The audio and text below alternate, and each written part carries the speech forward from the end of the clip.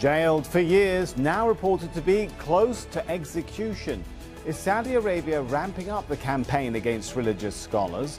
Why are they being targeted? And what message will it send about human rights in the kingdom? This is Inside Story.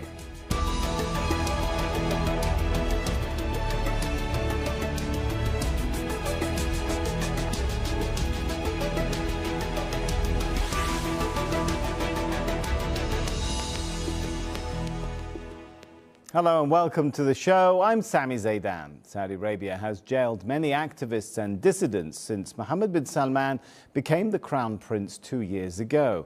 Now, media reports suggest 3 religious scholars may be sentenced to death after the Muslim month of Ramadan. Salman al-Auda, Awad al-Qarni and Ali al-Omari were arrested in September 2017 on what Saudi Arabia described as terrorism charges. They're seen as reformists, though, who've spoken out about human rights. Auda's son says his father has been in solitary confinement. The United Nations and rights groups have been calling for their release. Last month, Saudi Arabia executed 37 people on terror-related charges. Most of them were Shia activists. So who are the scholars? Well, Salman al-Auda is internationally renowned for his ideas on reforming Islamic law. He has more than 13 million Twitter followers. His supporters say he was detained for tweeting a prayer calling for reconciliation between Saudi Arabia and Qatar during the Gulf crisis. Ali al-Omari is a cleric and broadcaster who mainly campaigned against violence and called for more rights for women. His TV and YouTube channels attract thousands of viewers. Awad al-Qarni is a preacher and author. He's previously been accused of having links to the Muslim Brotherhood, which is banned in Saudi Arabia. Al-Qarni was barred from tweeting just before his arrest.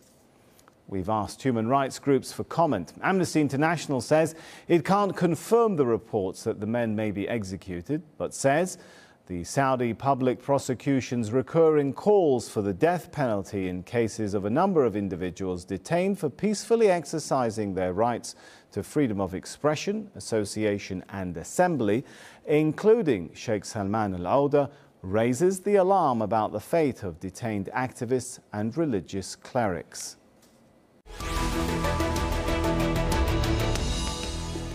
Let's bring in our guest then. Joining us we have from Sidi Bouzid in Tunisia via Skype, Sami Hamdi, Editor-in-Chief of the International Interest, Current Affairs magazine. In Waterloo, Canada, Besma Momani, Professor of Political Science at the University of Waterloo. And also on Skype from Washington, D.C., Ali Al-Ahmed, Director of the Gulf Affairs Institute and a former Saudi political prisoner himself. Welcome to you all. If I could start with Besma. So, how serious, how worrying are these reports that the Saudi authorities are planning to execute these scholars?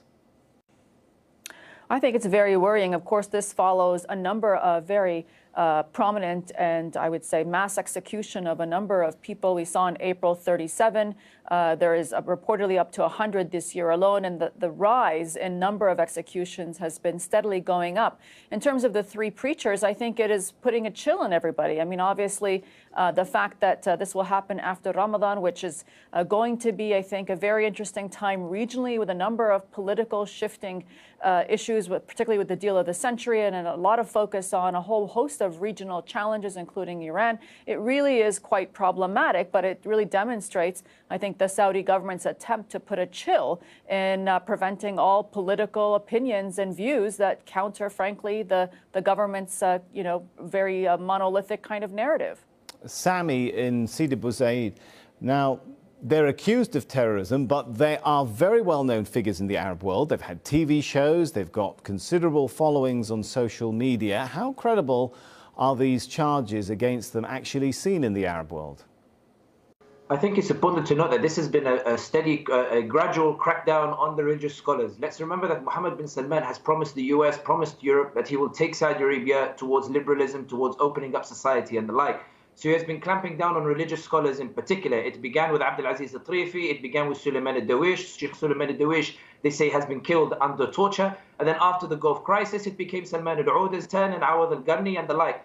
Moreover, Mohammed bin Salman has been placing heavy pressure on other high-profile figures. He went to Sheikh al-Mughamsi and ordered Sheikh al-Mughamsi to come out on TV. Sheikh al-Mughamsi, for those who don't know, is a very prominent imam from the Quba Masjid, which is a very popular mosque, to come out and publicly back Mohammed bin Salman. Aid al-Qarni, who is arguably has the same level of fame as these three scholars, had to come out on TV and apologize for everything that he said in the past. And everybody read this as a clear sign that he had been threatened by Mohammed bin Salman. If you're Mohammed bin Salman and you saw how you got away with the Khashoggi case, you saw that the international community didn't move in the Khashoggi case because, as one analyst put it in Bloomberg, they put that the idea of liberalization, the idea of opening Saudi Arabia is a great cause, and Mohammed bin Salman can push forward with that. The idea that if you're Right. Mohammed bin Salman and you see the reaction to liberal activists, to Raif Badawi, you see a big campaign, to Rahaf al-Qunun, you see a big campaign. When it comes to religious scholars, the campaign is half-hearted.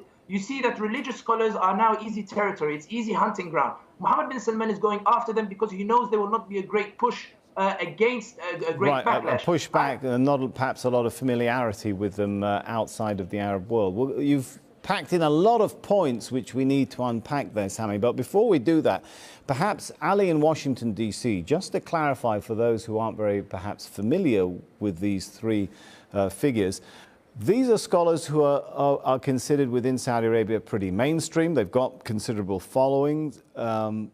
They don't have a history of like revolutionary speech or activism or calling for violence or the overthrow of the ruling family, right?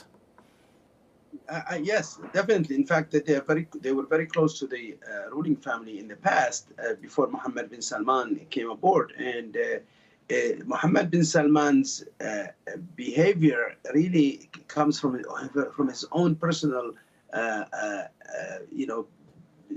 from a person that he does not like anyone who do not agree with him.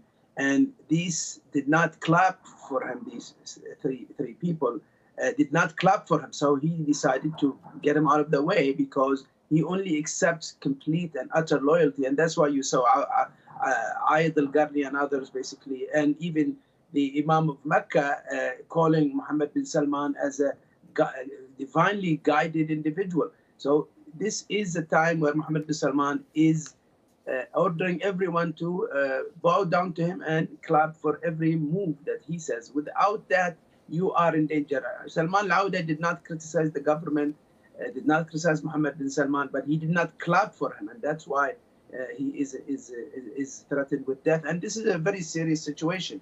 People might think, oh, this is just talk.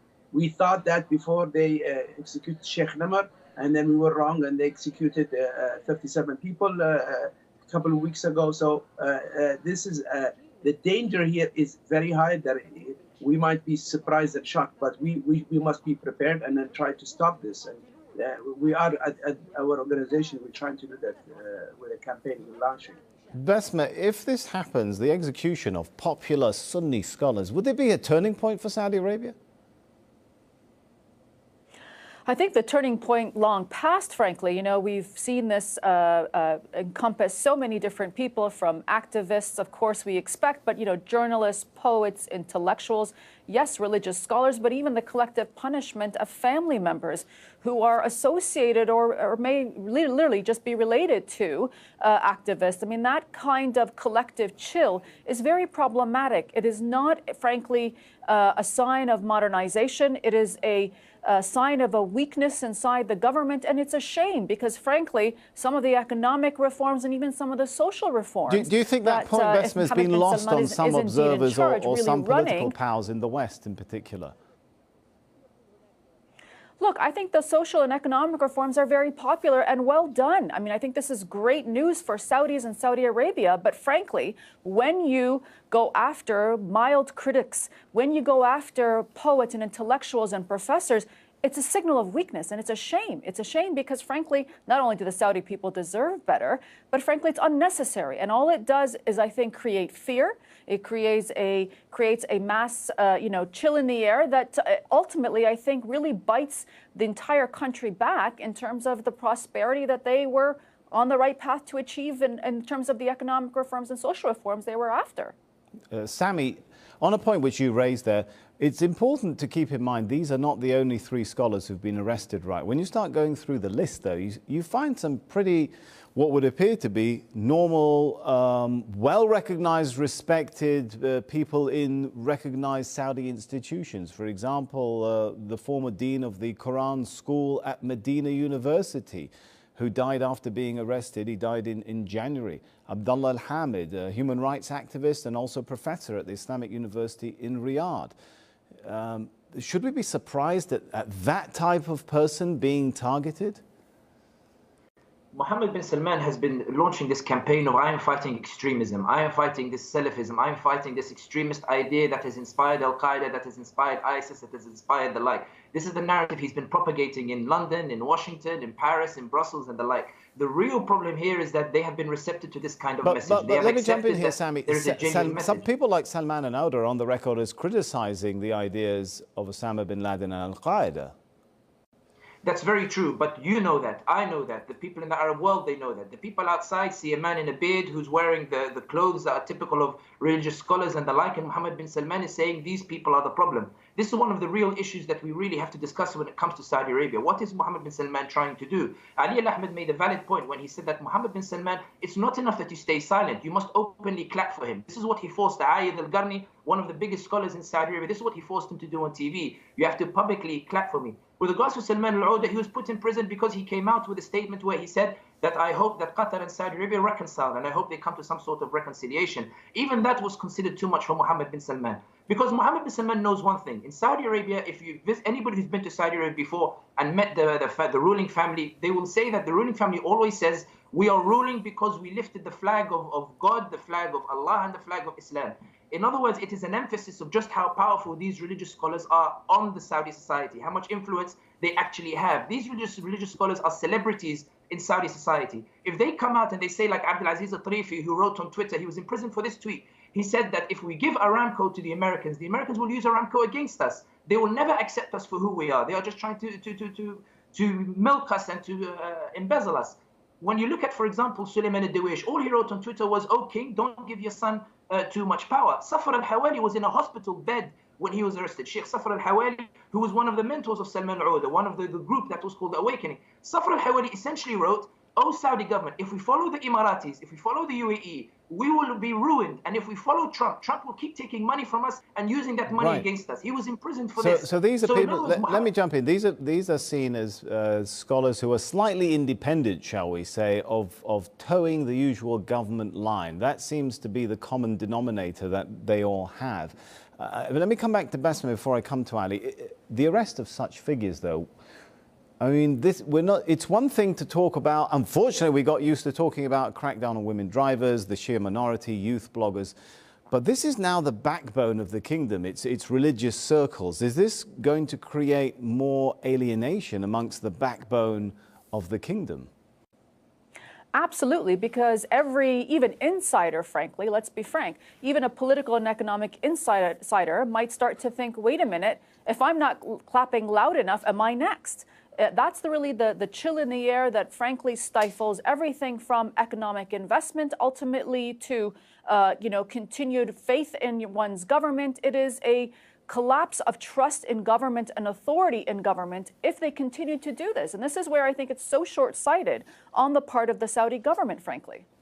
Let me try and be devil's advocate here for a moment with Ali. The Saudi government, the line is that, they've arrested people under the terror law who've committed offences and they're going through the legal process. You've had a particular personal experience with the legal process in Saudi Arabia. How much of a fair legal process does one get? I know that happened a long time ago, and there was no judicial process. There is no judicial process today as well, because you have this court that they created just to deal with the political opposition and label everybody as a terrorist. And we know so well that this court, the terror court, is basically just a commission that they started, and they already handed you your sentence. There is no process. I mean, I don't call it a judicial process. I call it a court because it lacks basic requirements for a judicial system. And we know that Saudi courts are not independent. They are sectarian. They are racist. They do not meet any minimum of international standards when it comes to the judicial process. The prosecution is the same thing. People who were tortured or even executed, like we have a case of one of the people who were executed in April. He was not even sentenced to death, but he was executed. These are political executions aimed at subjugating the population. Today is very hard to do that because just today, for example, 2 more people come out on Twitter saying we are against the ruling family. So what Mohammed bin Salman is trying to do is trying to scare the population. And if he goes ahead and executes these very popular clerics, Sheikh Salman al-Auda in particular, he's going to have much more people coming out against him. So he's going to be destroying his own palace this way. Right. I think here what we are dealing with is an instability, right. the increasing instability of the regime. Well, that's definitely an issue I want to pick up on. But before we do that, on January the 2nd, 2018, the United Nations human rights experts, which is part of the Human Rights Council, condemned Saudi Arabia for ignoring UN calls for the release of detainees, some of which are included in these 3 that we're talking about today. And they said they were arrested for things like arrested for breaking allegiance to the ruler, arrested without a warrant in some cases, and subjected to secret trials. With that sort of background, Besma, what are the chances that they could actually fight their way out of this one?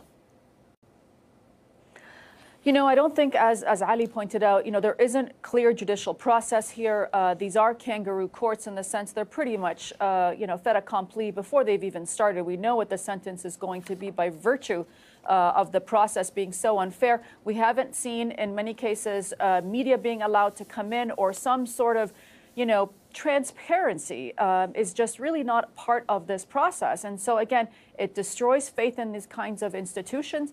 It, again, creates this entire feeling throughout society that one could be next. And of course, as we know, there's no real red line, it seems, with this particular government in terms of, who is going to be on the chopping board next in terms of sacrificed for being critical of the regime. Certainly, we saw with the 200 some persons that were arrested a few years back in the Ritz-Carlton, that could include family members, that could include of the royal family, that could include political insiders, and that's really quite problematic. It's not a healthy way to grow your country, both financially and, frankly, from a nationalistic perspective. It's very, very problematic.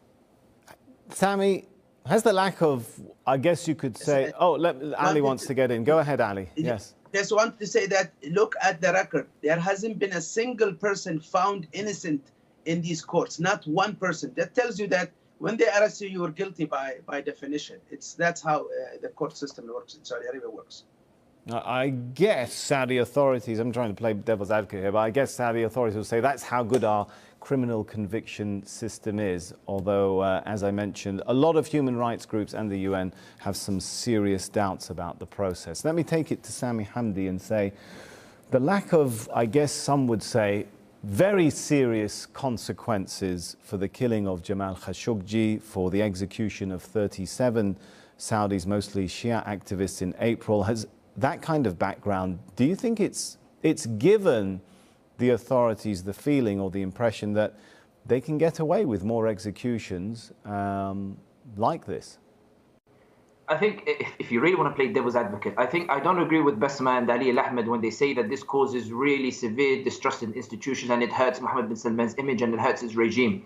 On the contrary, Mohammed bin Salman, when he came to power, he came on the pretext of the fact that Saudi Arabia is a hub for terrorism, is a hub for extremism.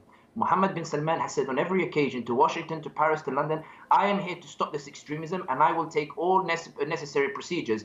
There was a New York Times article, I think it's by Friedman, who said that these were jarring but necessary measures to be taken when he imprisoned the people in the Ritz. Bin Salman is going to the Western states and saying, look, you may not like the way I'm doing it, but this is all to get rid of extremism and terrorism. The problem is not that he got away with Khashoggi. The problem is that there is a genuine resonance in Mohammed bin Salman's message. They believe that this is Saudi Arabia, the rules are a bit different, But the fact is that these scholars, whether it's Salman al-Ouda, whether it's Al-Awad al-Ghani, whether it's Aid al-Ghani, whether it's al-Maghamsi, the fact that the religious authorities have such power in society is a problem. It must be a secular liberal society, and bin Salman is promising that. He is promising to remove the influence of religion. It doesn't matter if Salman al-Ouda is considered a reformist. This is why, although here we are saying this is wrong, the executions are wrong, the Americans are saying this is necessary. The Europe is saying this is necessary. And the proof of that is the way that they ignored Khashoggi, because the bigger picture means that Mohammed bin Salman is required. He's required to implement the deal of the century. He's required to fight against Iran. He's required in order to push back against Iranian influence. He's required because he is pushing forward this liberal ideas that we've been calling for ages. Bin Salman is seeking to cement his power, but all right, he's doing hang it on, in a way Sami. where it falls in Hang line on, with I can this see vision. Ali is shaking his head in disagreement, so let me give him a chance to come in. If Mohammed bin Salman was really going after extremism and terrorism, the people who bombed the mosques in Qatif and the Shia area specifically has not been put on trial. Not a single member of ISIS has been put on trial or executed. And these people were arrested way before Salman al-Ouda was. What the Saudi government and monarchy has been doing over the years is allowing the extremists to fester and targeting the real threat, which is the moderates, the people who want to share. Okay, let's, Ali, if I can jump in, just to clarify a few things. Of course, Saudi Arabia says it has arrested Al-Qaeda members, and there have been trials and executions. When it comes to the Qatif situation, of course, that might be a bit different. But before we get perhaps off the rails here, hang on, Sami. Let's clarify. I think the point which Sami was trying to make there is the message that comes out of Mohammed bin Salman, that I'm taking measures to crack down on extremism, whether or not it's really extremism that he's cracking down on, and certainly in the case of some of these scholars who've spoken out against extremism, that would put a question mark on that. But whether that message that I'm taking necessary measures to reform Saudi Arabia and make it a more liberal country, or make it a country in which religion doesn't have, or religious powers don't have so much influence. Besma, does that at all resonate in the West? Does that, in your understanding, cause some to overlook the abuses that can occur to, or miscarriages of justice, according to human rights groups, to people like these three? Yeah, look, without a doubt, many people in the West see these long beards, and they are men with long beards, and do, frankly, unfortunately, associate them with an extreme and radical view of Islam. And of course, we know there's lots of shades of gray there, and many of those with long beards are not violent, and indeed may have in principle some reformist or moderate views. But yeah, absolutely, let's not forget here, I think, Sami is right in the one point, and that frankly the West doesn't care. The more, Islamic leaning political advocates you can execute, one less potential long-term terrorist. That's the unfortunate misperception here in the West. It is a reality. And I think very much just as, I'll be blunt, just as much as Bashar al-Assad used it to label every person that fought against him as terrorist, similarly, the regime is doing the same in Saudi Arabia, and it sells in certain quarters who don't understand the variation. And frankly, I would say that the problem here is, yes, absolutely, there are way too many men with long beards throughout the entire Arab and Muslim world who are very much intolerant, very much illiberal, but this is a very wide net. It is not selective, and Saudi Arabia does have a lot to basically answer for in terms of causing so much of the radicalization. It stems, frankly, from a very obscure interpretation of Islam that doesn't resonate with the vast majority of Muslims. So there's a lot for them to be accountable for, but I think they are playing on Western ignorance. They are playing on indifference, particularly in the White House, which really, frankly, does not care about what's happening in political circles as far as the democracy promotion is in the Middle East. And they are, in that sense, frankly, winning.